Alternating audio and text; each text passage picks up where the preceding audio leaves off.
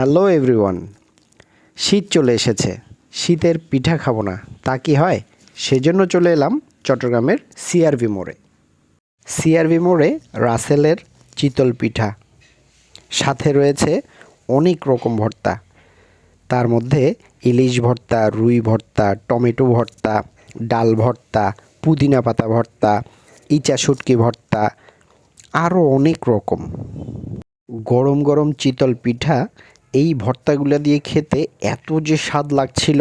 উফ, দেখেছেন, ফু দিয়ে খেতে হচ্ছে, সেই গরম। খেতে খেতে আমি বেশ কয়েকটা চিতল পিঠাই খেয়ে ফেললাম এই ভর্তা দিয়ে। অনেক ভালো লাগছিল, আরও খেতে মন চাইছিল, কিন্তু এত ঝাল লেগেছে যে আর পারছিলাম না। পিঠা খাওয়ার পর আমরা চলে এলাম কুঞ্জ নামের এই বাঁশের টি স্টলে।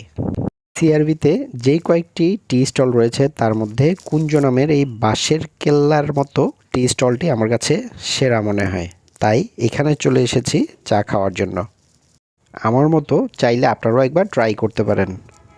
পিঠা আর চা খাওয়া শেষ, এবার বাড়ি যাওয়ার পালা। দেখা হবে অন্য কোনো ভিডিওতে। ধন্যবাদ।